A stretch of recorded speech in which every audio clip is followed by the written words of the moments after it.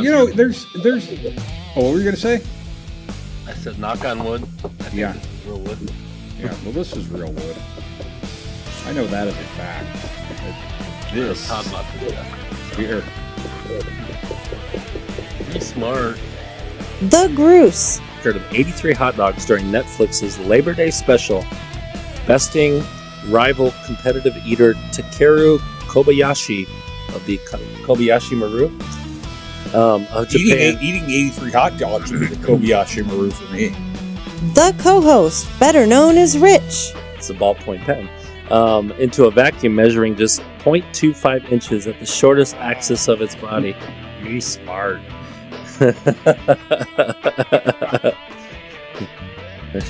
Where's the clip of Homer saying, "I am so smart, S.M. Murphy"? The Talking Groose, bringing you the less serious side of the news. Brought to you from the Rocket Courier Studio. Now, your host, The Groose. Hello, everybody, and welcome to this installment of the Talking Groose.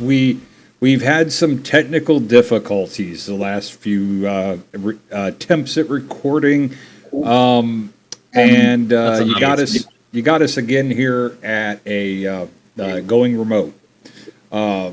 So we apologize for any delay, or we apologize for the fact that we weren't able to bring you guys an episode last week.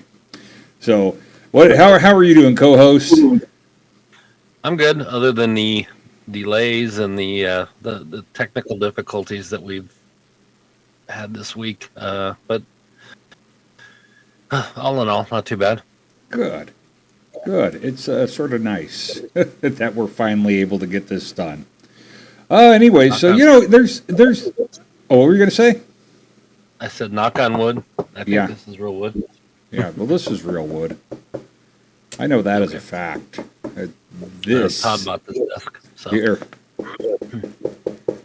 Be smart.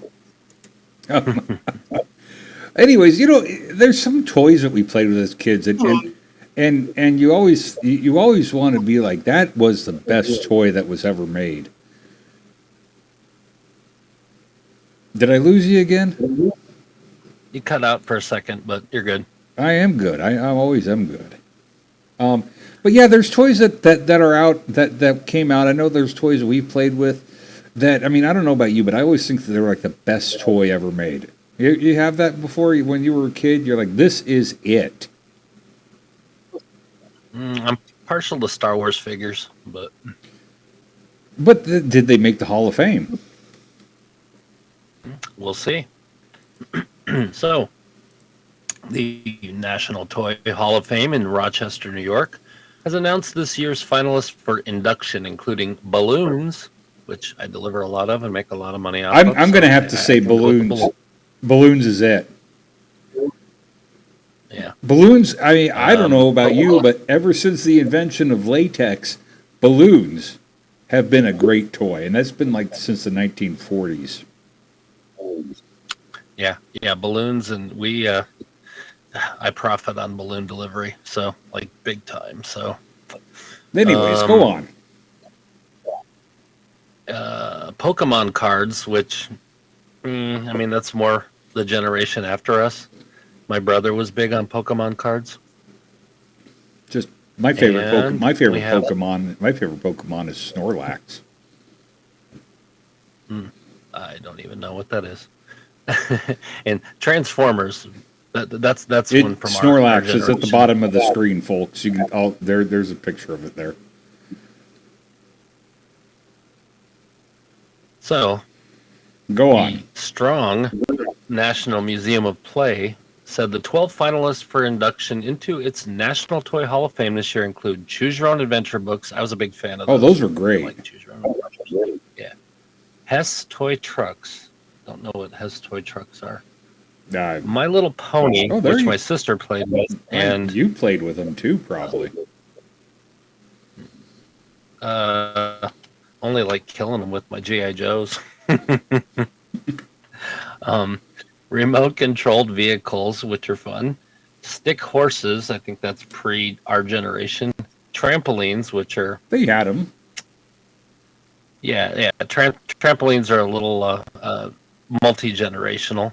No, but I'm saying And stick horses. Were. Transformers. Stick horses. Transformers are definitely our generation. Well, they're making a resurgence. They just released a movie again in the theater. Another one? Another one in the theater. One, yeah. It's Transformers 1, they call it.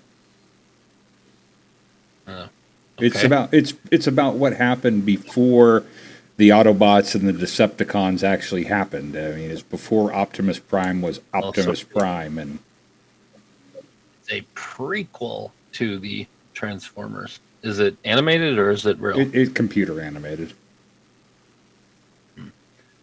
So, also in the running are the games Apples to Apples, Phase 10, Sequence, and the Pokemon trading card game.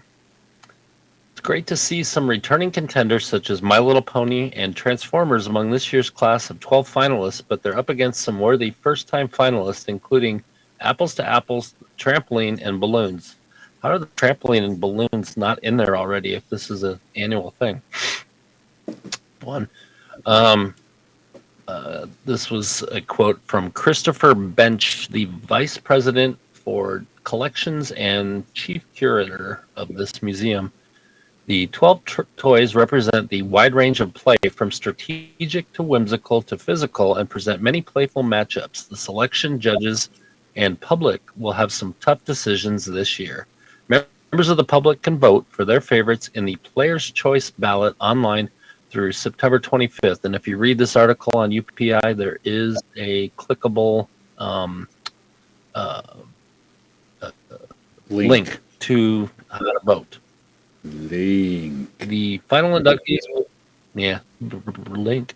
The inductees will be chosen by a combination of the Player's Choice ballots and the top picks of the National Selection Advisory Committee, and they will be announced in November. All right. Well, there you have it. November. We'll know what went into the Toy Hall of Fame. Yes, if the whole world doesn't go crazy by the second week in November.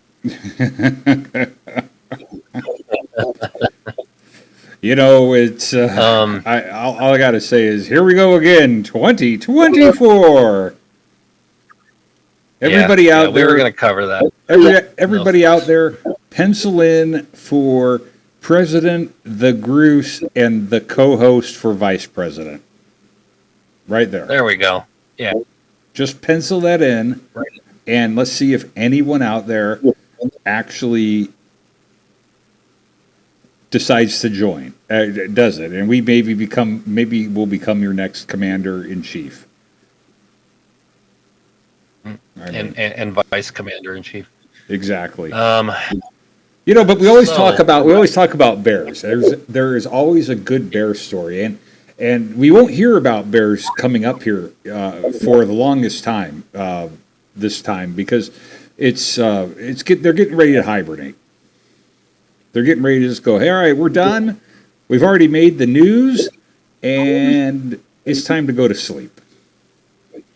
Yeah, I'm ready to hibernate too. Oh yeah, you and me both. But first, we got to talk about the bears. So we got two good bear stories. First one is a Connecticut man is surprised by a garage-invading bear.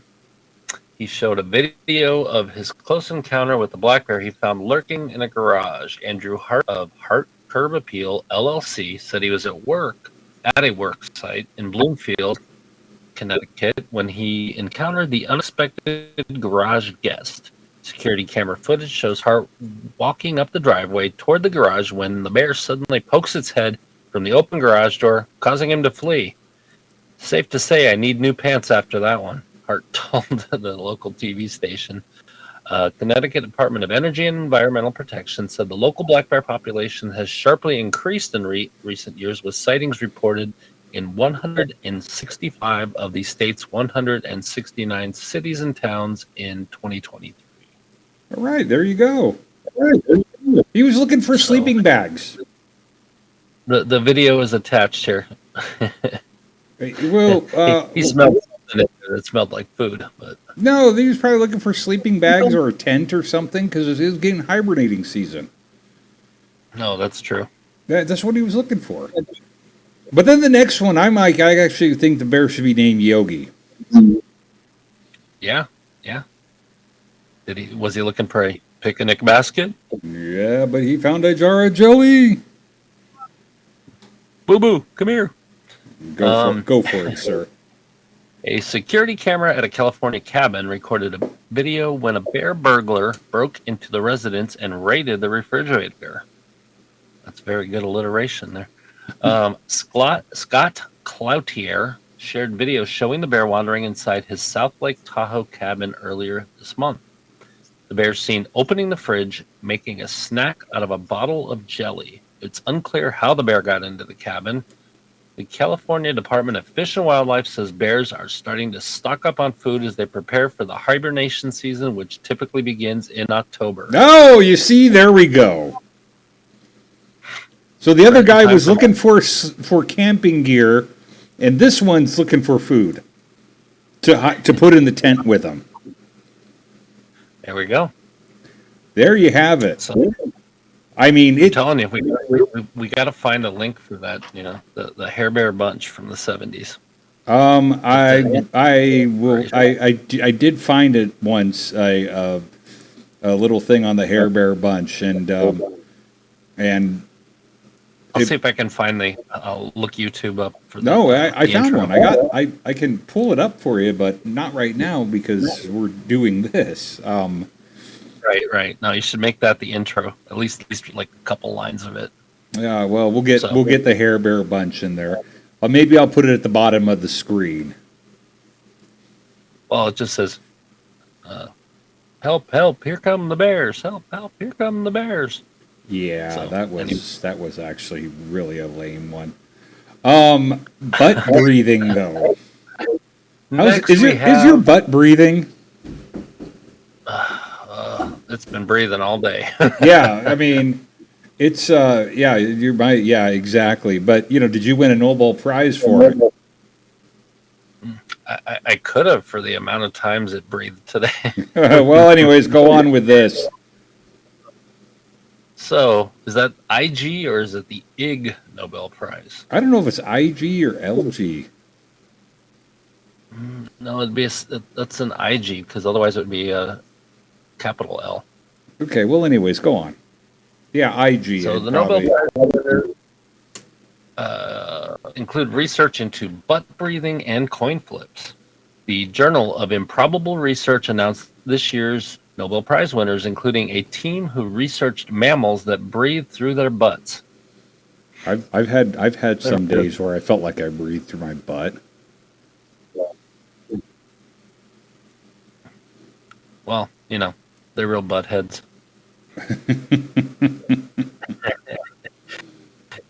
Anyways, go on. 34th first annual.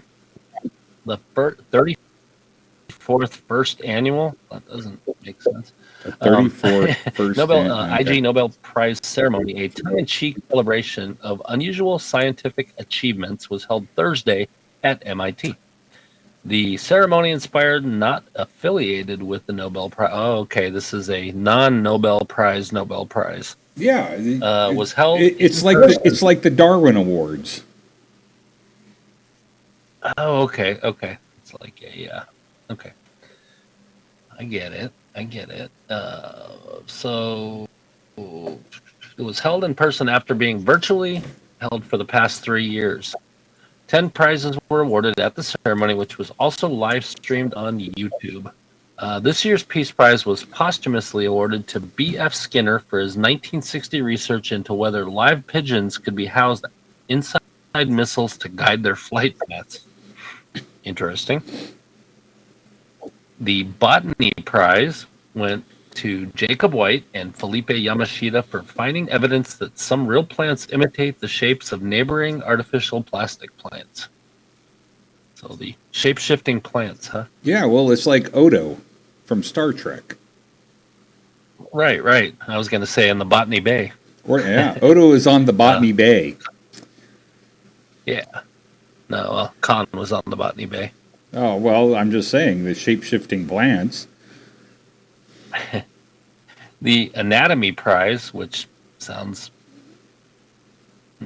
I have prized anatomy, folks. The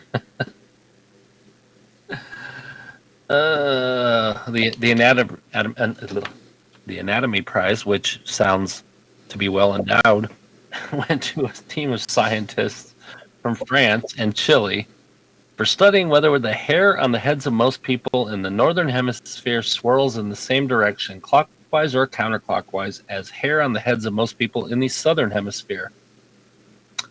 That's like the toilet that flushes backwards. Yeah, how much government research and how much money was put into that? Anyway, this year's medicine prize went to Levin A. Schenk, Tamini Fadai, and Christian Buchel for demonstrating that fake medicine causes painful side effects. Oh, fake medicine that causes painful side effects, wow, can be more effective than fake medicine that does not cause painful side effects. Wow. Where's the duh button on this? You know? Yeah, hey, they're here today, remotely. Yeah, we missed crickets. The the IG Nobel Prize Physics Prize was presented to James Liao for his research into the swimming abilities of a deceased trout. Probably swims better than I do still. The Physiology Prize was presented to a team of U.S. and Japanese researchers for discovering that many mammals are capable of breathing through their anus. Whoa. I can do that on occasion. I exhale through my anus more than anything else. Yeah, that's true. I agree. I mean, and as we sit here right now, I'm waiting to exhale. Is that what the movie was about? Yeah, something like that. It was about breathing through your anus. The Probability Prize went to the University of Amsterdam researcher František Bartos and his team for studying the results of 350,757 coin flips and determining coins are slightly more likely to land on the same side they started from.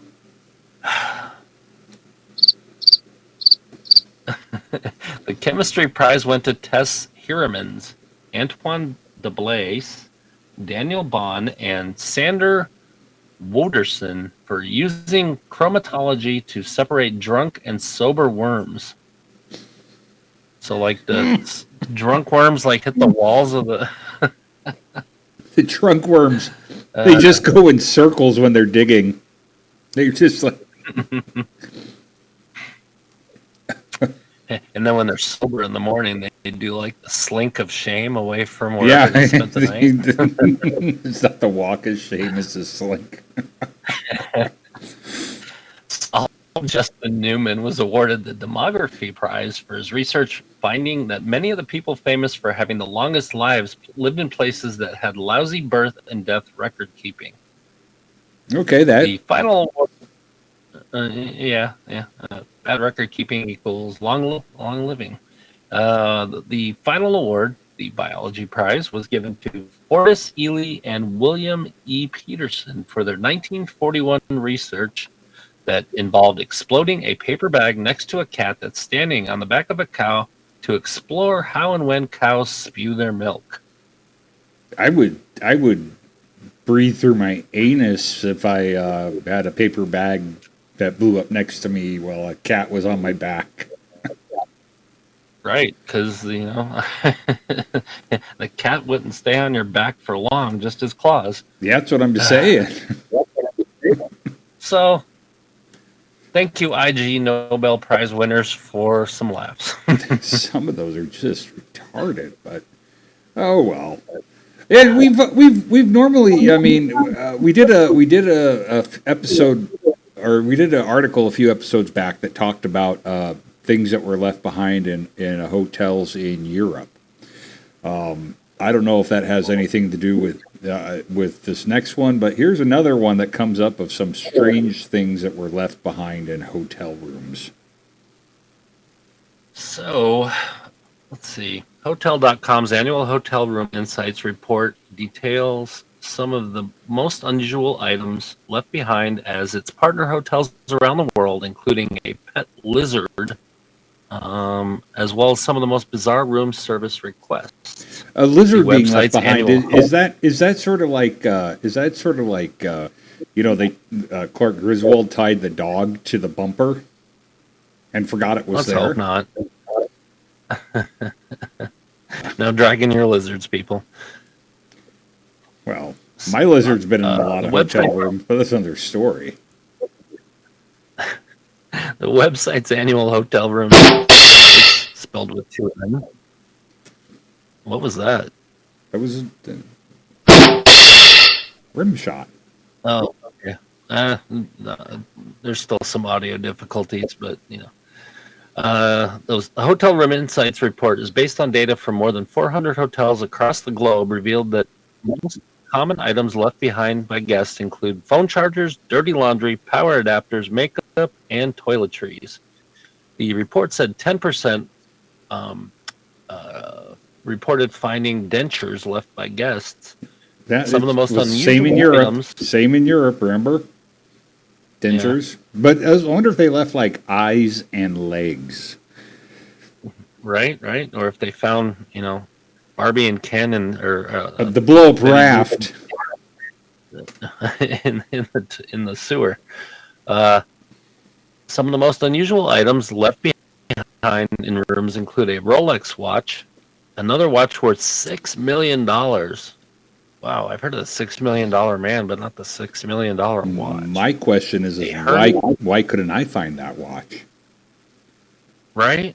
Yeah, I think I need to go clean hotel rooms in a big city. A Hermes Birkin bag, which I do not know what that is. Keys and documents for a luxury car. Just sign the title over to me. A car tire. A car tire. What are you doing with a car tire in a hotel room? I don't know. Did it have a rim on it? Yeah, We don't know. An engagement ring. Oops, guess that's off. yeah, that one's done. It was left there on purpose. A tooth. Yeah, somebody got smacked. 2 full leg casts, stacks of cash. Hello. A pet lizard and a chick. Hopefully that would be a baby chicken and not just some chick left behind by a dude. Well, unless she was left behind by a dude because the lizard was there with her. Hotels.com said the lizard and chick were safely reunited with their owners. The owner of the chick was like, no, I didn't want her back. And the lizard was like, well, see, my chick went back to her man. No, I left her in the hotel for a reason. The report also detailed some of the most unusual room service requests, including an Evian-filled tub for a child's bath. Okay. Yeah. You say snob. A customized allergen menu for a pet, burnt toast, a caviar hot dog, fresh goat milk, 4 pounds of bananas, and a high five from a team member to ensure their room service request was read. Wow. Okay, Where's so the Twilight? what do you? Sound effect? What? So where's the Twilight Zone sound effect? Yeah, no joke. I mean, why would you have 4 pounds of bananas? Unless it was like some of the apes from the circus were staying there or something overnight. Or if there was, never mind. I'm not gonna say that. Other things. Yeah. Nope. Don't want to know. Oh my. So yeah, what's our next story? So there was a lull in good world records, and now there's been some good ones out there now.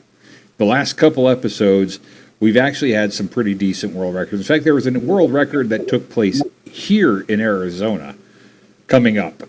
But first, my love of cheese, my love of Texas. I think I'm going to go move to Texas for cheese and avocados. Remember the grocery store? They had the largest avocado display, and that was in Texas. Oh, right. So yeah, I need to see if my customer that does charcuterie boards ever wants to make one this big and break the world record. I don't think she would. yeah, it was done at HEB though. So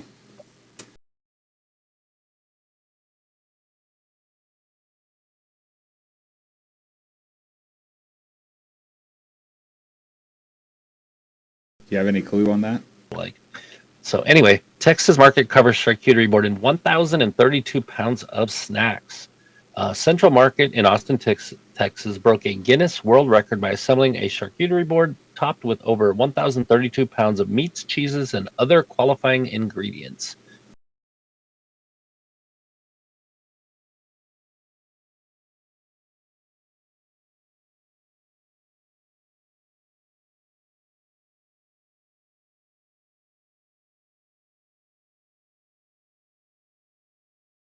£169. Wow, they really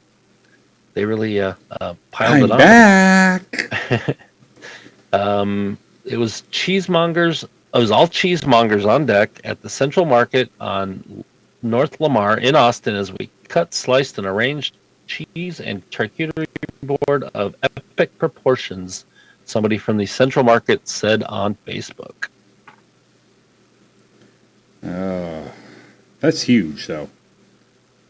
Did I lose you? No, I'm still here. Maybe you did. Nope, you can't hear me? I can't hear you anymore.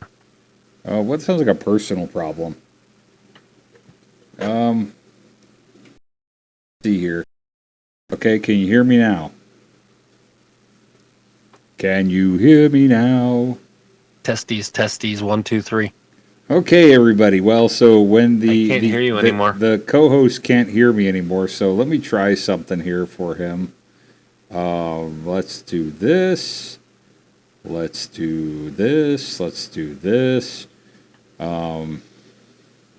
He's saying cut. Take his head off. So, 1 minute. 1 minute. We're trying something here.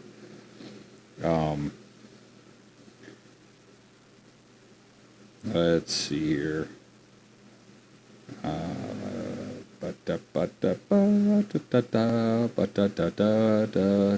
you hear me now? He apparently can't. Okay. All right, there we go. Are we there? No.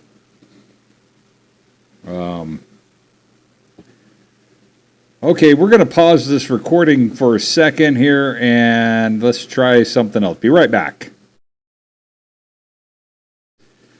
Okay, welcome back, everybody. We had some technical difficulties there. Remember, send us your money, add on to subscribers. We'll go ahead and start doing merchandise if we have to, and we'll have a higher quality recording.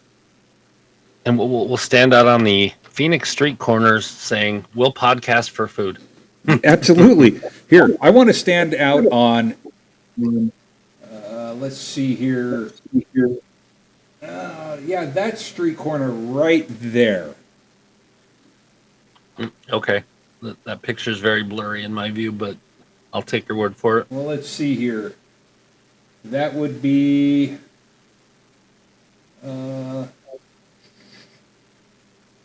looks like... well, no. Anyways, let's just go on here. So, Arizona stories, we always enjoy having them, and we have another one this week. So, an Arizona man with a talent for basketball trick shots sank an underhanded shot blindfolded from a distance of 60 feet. We were so proud of him for about 5 minutes until he got beat. Jeremy Ware, 32, of Scottsdale, earned his third Guinness World Records certificate after previously earning records for most squats on a Swiss ball in 1 minute. That doesn't sound... That doesn't fun. Sound enjoyable. That does not sound like a fun world record to break. and the farthest basketball shot made backwards, which is 85 feet and 5 inches. He said his latest basketball record was more difficult.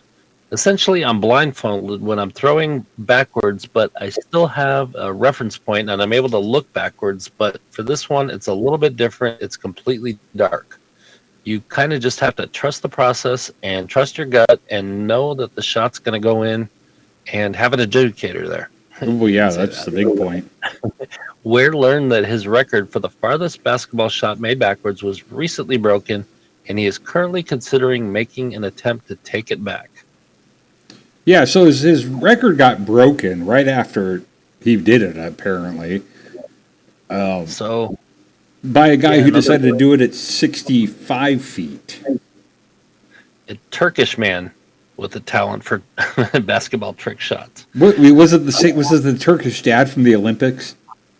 I hope not, but I don't know. I mean, because that guy was just cool. It was like Gen X cool right there. This almost sounds like he just took the same story and just pasted it on here and changed the name. He probably did. You know, man with the talent for basketball trick shot earned his third Guinness World Records by sinking a blindfolded hook shot from 65 feet and 7 inches away. Okay, and the numbers too. Well, you know what? Ben is a busy man. Ben Hooper. Yeah. You know, he can't he has to save time somewhere. Osman Gurku, 42, beat the previous record, which we just spoke about, for the farthest blindfolded basketball hook shot, which stood at 60 feet. Gurku, who plays on an over 40s basketball team, also holds the records plural, for the farthest behind the backboard basketball shot, 36 feet and 1.07 inches, and the farthest basketball bounce shot of 98 feet and 5 inches. Since I was young, I've been interested in trick shots like the longest distance shot. It was my dream to break a world record like this, he told the Guinness World Records. Must be a Harlem Globetrotters fan. It could be. I mean, Yeah. maybe we should get him to play on the Suns. I don't know. He's over 40. Yeah, that's true. He might not do very well. You know, because I know.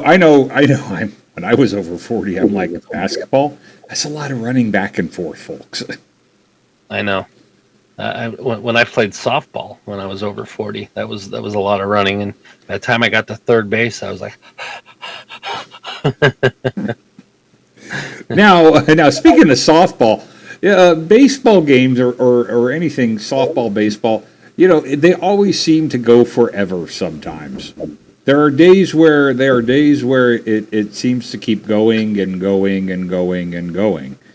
Well, commercial when we were growing up with Dennis Franz in it, and it had said something like, you know, does baseball move too slow or does the rest of life move too fast? Oh, good one. Thoughts?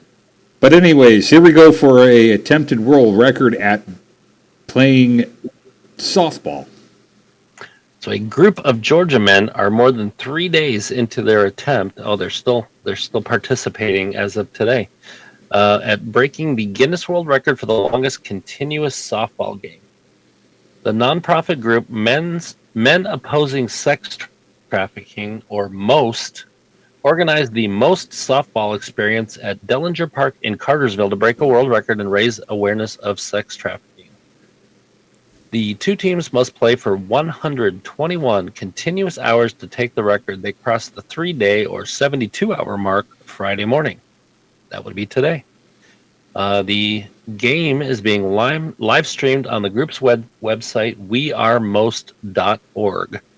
If you're interested in watching a bunch of tired, sleepy people play softball, click on the link. They have to play for 5 days and 1 hour. I don't think I've done anything continuously for 5 days and 1 hour. I could sleep for 5 days and 1 hour. I've tried. I know, I would, but getting up and having to pee is what always ends that. Right? You know. Yeah. I mean, At least in your sleep, you're not waiting to exhale out of your anus. you could be, but you just don't know it because you're asleep. That's right. So anyway, so David Rush, he's running away with it. we got another one for David. So an Idaho man with more than 181 Guinness World Records added another title to his name by donning boxing gloves and punching balloons. David Rush, aka Record Breaker Rush on YouTube, so the first time he looked up the record for most balloons burst with boxing gloves in 1 minute, it stood at 33. He said the total increased to 37 while he was training for the record, and it increased yet again to 68 just before. Somebody almost doubled it before he made his official attempt. It took 60 times longer to set them up than to pop them, so I had to make the official attempt count, Rush said. Blow him up again, Steve. He ended up demolishing the record by managing to pop 327 balloons with his punches. Well, then he turned around later on and he did it live on. He did it on live with Kelly and whoever it is. It used to be Regis and Kelly. 327 in a minute. I mean, that is a lot. That's ridiculous. I mean, is he like doing 3 at a time? Does he have like boxing gloves, like the big gloves that you wear when you're a kid, like the big old one, the Incredible Hulk ones that you put on? No, Paul used to have an inflatable boxing ring, and he had these big like Q-tip looking things like they used to use on American gladiators. Oh. And then he had these 2 huge boxing gloves. You'd stick your hand in it, and there was a bar, and you'd hold on to it. And you had like a blue pair and a red pair, and you'd go in the ring, and you'd just swing at each other with these things.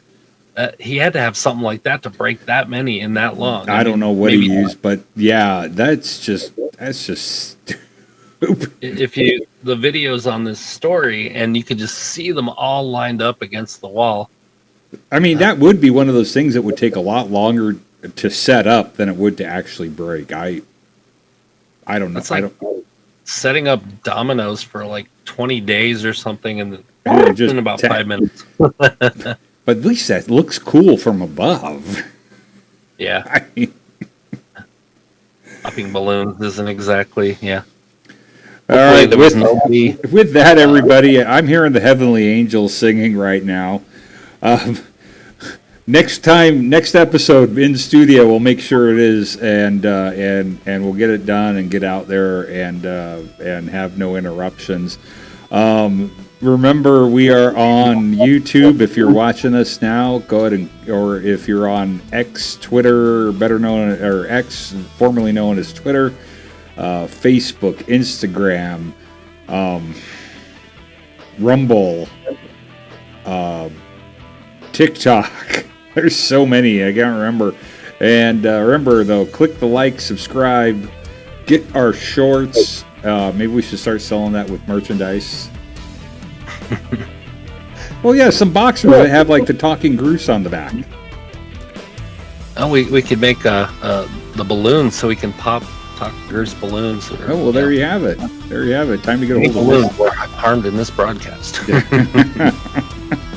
Anyways, everybody, with that, you guys have a good week, and we'll hopefully not have any technical difficulties, and we'll get to see you again in another week.